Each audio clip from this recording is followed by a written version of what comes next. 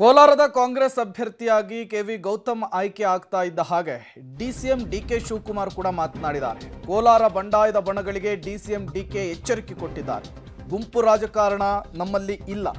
ಯಾರೇ ಆದರೂ ಕೂಡ ಲಕ್ಷ್ಮಣ ರೇಖೆಯನ್ನು ದಾಟಲಿಕ್ಕೆ ಸಾಧ್ಯವಿಲ್ಲ. ಯಾರೇ ಶಿಸ್ತನ್ನು ಉಲ್ಲಂಘಿಸಿದ್ರೂ ಕೂಡ ಕ್ರಮವನ್ನು ಕೈಗೊಳ್ತೇವೆ. ಯಾರೇ ಆದರೂ ಕೂಡ ಪಕ್ಷದ ತೀರ್ಮಾನಕ್ಕೆ ಬದ್ಧರಾಗಿರಬೇಕು. ಕೋಲಾರದ ಬಂಡಾಯದ ಬಣಗಳಿಗೆ ಡಿಸಿಎಂ ಡಿಕೆ ಶಿವಕುಮಾರ್ ಎಚ್ಚರಿಕೆಯನ್ನು ಕೊಟ್ಟಿದ್ದಾರೆ. At the same time KV Gautam ಅವರನ್ನ ಗೆಲ್ಲಿಸಿಕೊಂಡು ಬರುವಂತಹ ಟಾಸ್ಕ್ ಅನ್ನು ಕೂಡ ಕೊಟ್ಟಿದ್ದಾರೆ. ನಾನು ಮುನಿಯಪ್ಪನವ್ರ ಹತ್ರ ಮಾತಾಡಿದ್ದೀನಿ, ಬೇರೆಯವ್ರ ಹತ್ರ ಎಲ್ಲ ಮಾತಾಡಿದ್ದೀನಿ. ಅವ್ರವ್ರ ಅಭಿಪ್ರಾಯ ಅವರು ಹೇಳಿದ್ರು, ನಾನಿಲ್ಲ ಅಂತ ಹೇಳಿದಿಲ್ಲ. ರಮೇಶ್ ಕುಮಾರು ಅಭಿಪ್ರಾಯ ಹೇಳಿದ್ರು, ಮುನಿಯಪ್ಪನವರು ಅಭಿಪ್ರಾಯ ಹೇಳಿದ್ರು, ಅವ್ರವ್ರ ಸ್ವಾರ್ಥ ಕೇಳಿದ್ರು. ನಾವು ಅವ್ರಿಗೆ ಅಲ್ಟಿಮೇಟ್ಲಿ ಹೇಳಿದ್ರು, ಎರಡು ಗುಂಪಿಗೂ ನಾವು ಅವಕಾಶ ಕೊಡೋದಿಲ್ಲ. ಗುಂಪು ರಾಜಕಾರಣ ಇಲ್ಲಿಲ್ಲ. Discipline is more important. Even in any minister, M L A Lakshman ರೇಖೆನ ಕ್ರಾಸ್ ಮಾಡಲಿಕ್ಕೆ ಸಾಧ್ಯ ಇಲ್ಲ ಅಂತ ನಾನು ನೇರವಾಗಿ ಹೇಳಿದ್ದೀನಿ. ಇವತ್ತು ಹೇಳ್ತಾ ಇದ್ದೀನಿ, ಶಿಸ್ತು ಈಸ್ ಮೋರ್ ಇಂಪಾರ್ಟೆಂಟ್. ಸೀಟ್ ಗೆಲ್ಲೋದು ಬಿಡೋದು ನೆಕ್ಸ್ಟ್ ಪಾಯಿಂಟ್.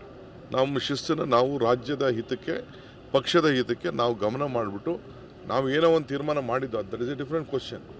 ಬಟ್ ಈ ಥರ ಡಿಸಿಪ್ಲಿನ್ ಹೆಚ್ಚು ಕಮ್ಮಿ ಆಯ್ತು ಅಂದರೆ we will not spare any one of them. ಇದೇ ವಿಚಾರಕ್ಕೆ ಸಂಬಂಧಪಟ್ಟಂತೆ ಮತ್ತಷ್ಟು ಡೀಟೇಲ್ಸ್ ಅನ್ನು ಕೊಡ್ತಾರೆ ನಮ್ಮ ಪ್ರತಿನಿಧಿ ರವಿ. ನೇರ ಸಂಪರ್ಕದಲ್ಲಿ ಜಾಯಿನ್ ಆಗಿದ್ದಾರೆ. ರವಿ, ಎರಡು ಬಣಗಳ ಕಾದಾಟದಿಂದ ಈಗ ಕೆವಿ ಗೌತಮ್ ಅವರಿಗೆ ಇದು ಹೊರ ಆಗಿರುವಂತಹದ್ದು. ಕಾಂಗ್ರೆಸ್ನ ಅಭ್ಯರ್ಥಿಯಾಗಿ ಘೋಷಣೆ ಮಾಡಿದ್ದಾರೆ.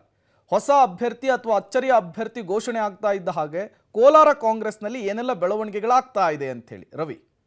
ಪ್ರೇಮ್, ಅಳೆದು ತೂಗಿ ಕಾಂಗ್ರೆಸ್ನ ಎರಡೂ ಬಣಗಳಿಗೆ ಟಿಕೆಟ್ ಅನ್ನು ಕೈ ತಪ್ಪಿಸಿ ಮೂರನೇ ವ್ಯಕ್ತಿಗೆ ಈಗಾಗಲೇ ಟಿಕೆಟ್ ಅನ್ನು ಕಾಂಗ್ರೆಸ್ ಹೈಕಮಾಂಡ್ ಘೋಷಣೆ ಮಾಡಿರ್ತಕ್ಕಂಥದ್ದು.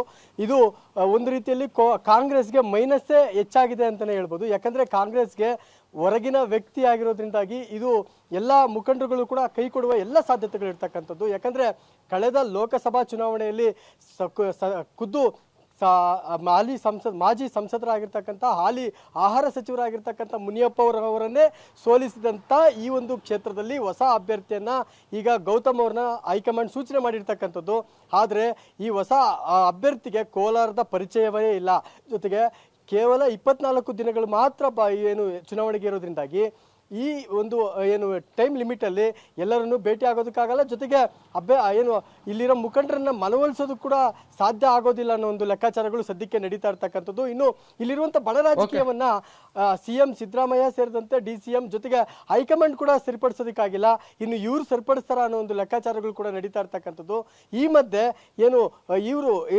ಏನು ಗೌತಮ್ ಅವರು ಬಂದು ಇಲ್ಲಿ ಚುನಾವಣೆಯನ್ನು ಹೇಗೆ ಫೇಸ್ ಮಾಡ್ತಾರೆ ಅನ್ನೋಂಥ ಹಲವು ಲೆಕ್ಕಾಚಾರಗಳು ಕೂಡ ಈಗಾಗಲೇ ನಡೀತಾ ಇರ್ತಕ್ಕಂಥದ್ದು. Prem, okay, thank you Ravi ತಮ್ಮೆಲ್ಲ ಮಾಹಿತಿಗಾಗಿ.